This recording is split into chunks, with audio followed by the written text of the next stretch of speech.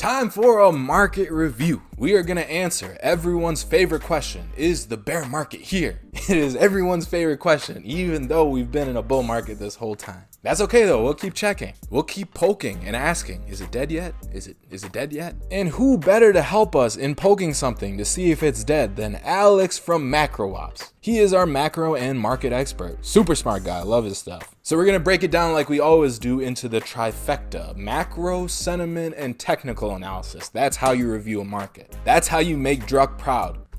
So let's jump into the macro. So macro, a slowing world and a resilient US. So as I've said before in previous videos, the whole world is slowing down and the US is the cleanest dirty shirt of the bunch. And when you say cleanest dirty shirt, it means that they're still slowing, but they're doing better than everybody else. So capital is gonna go to where it's treated best, right? Even if everywhere sucks, you're gonna go to the least sucky option. So Alex shows here that composite PMIs are headed towards 50, and sub 50 indicates negative growth. So that's happening for much of the world. See Japan, Europe, China. US is the one person who's kind of staying a little flat. Exports in Asia have turned negative for the first time since 2016. And we're looking at all these economic indicators as signals of how world growth is doing, how the world economy is doing. And remember, when we're looking and going through this stuff, none of these by themselves is going to tell you everything. You need to put a bunch of different factors together to kind of see the whole picture. Like if you tried trading or investing in the US market solely based off Asian exports and that number going negative, well, you know, good luck.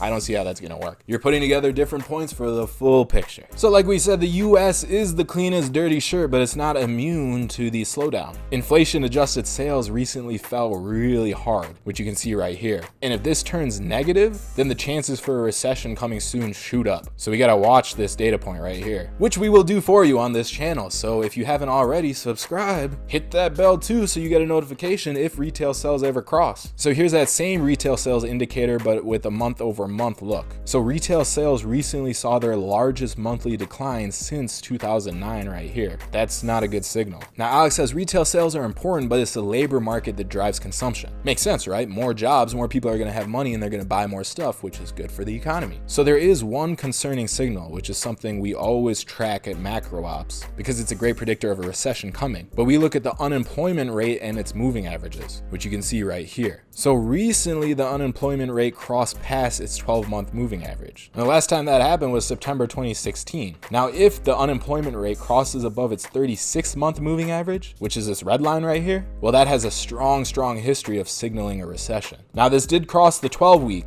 but overall, if you look at the labor market, it still looks pretty strong. But this is definitely something to watch. Like for example, payroll data looks pretty strong. So that would definitely have to roll over before you see a recession. And the Conference Board employment trends are still in a strong uptrend on both the nominal and year-over-year basis. So like I said, the crossing above the 12-week monthly average, you know, that's not the only thing you should be looking at. So if you look at the Conference Board leading economics index, it's still positive, but it is contracting a bit. And this thing has correctly signaled every single recession since its inception in 1959. So on average, it will roll over and then head lower 10.5 months before the recession actually happens. So it's a good leading indicator. It's even called the leading economic index. It's not currently giving that recessionary signal though. Indicators of liquidity and financial stress in the US have all turned over and are heading back down, which is positive for risk assets. So all in all, in the macro picture, growth is slowing, but we're not at that recession point yet. Things are still looking good, which means that's good for markets. And in that previous Dalio video, I was actually talking about how bad data is actually good for the market because the Fed is just going to stimulate more. So Alex talked about that in this report, just not in that section. But that's another thing to consider. When central banks are involved, bad means good to a certain extent. At least, you know, good for the stock market, because when they start pumping liquidity in by lowering rates and pumping in QE, asset prices go up. Now this sentiment picture, this has not changed from the last video we did. Everyone is still off sides. So there's two main points. Investors, both professional and retail, are fairly bearish and they're holding lots of cash. And remember, that's a good signal because if there's a lot of cash on the sidelines, that means there's more cash to put in the market to push things higher.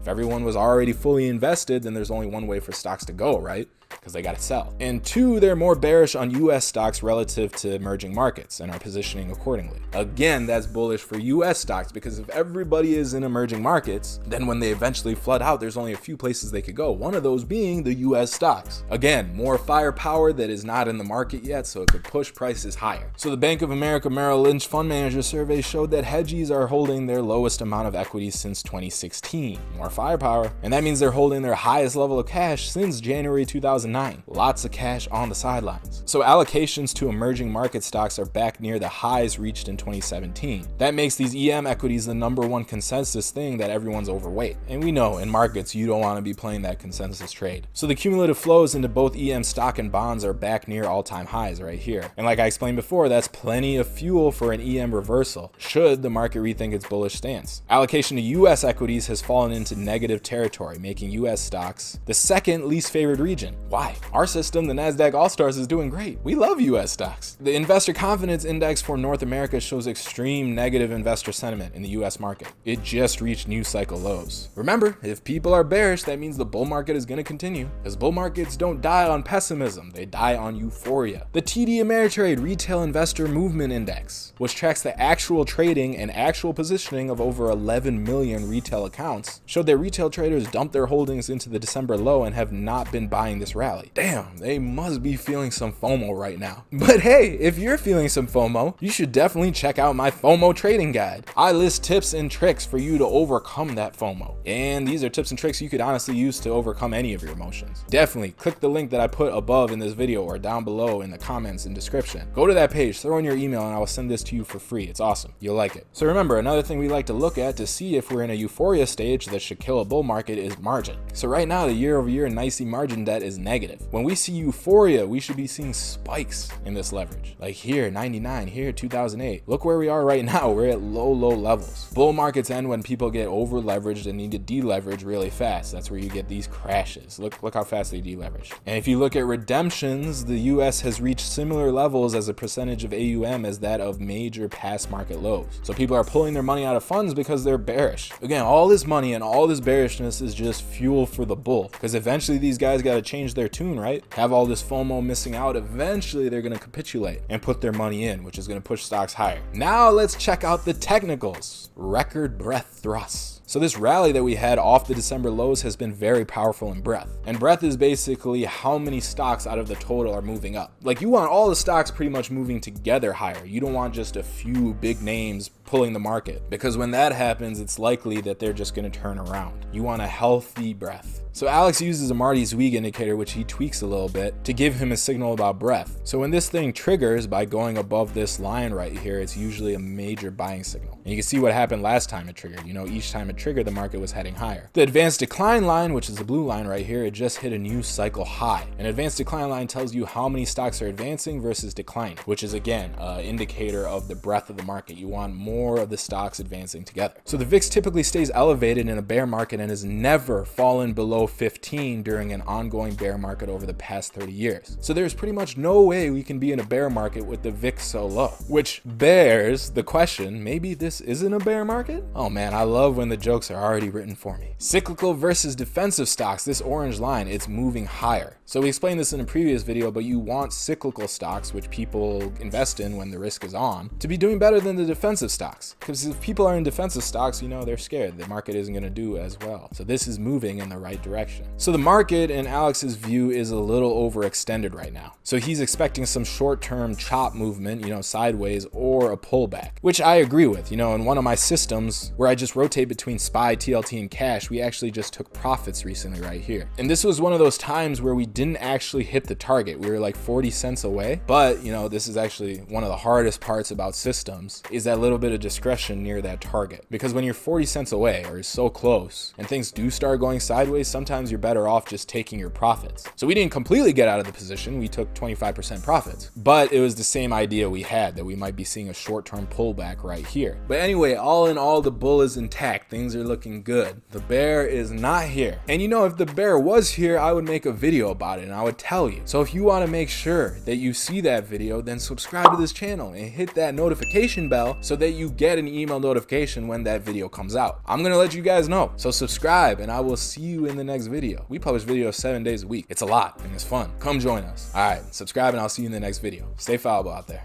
Bye.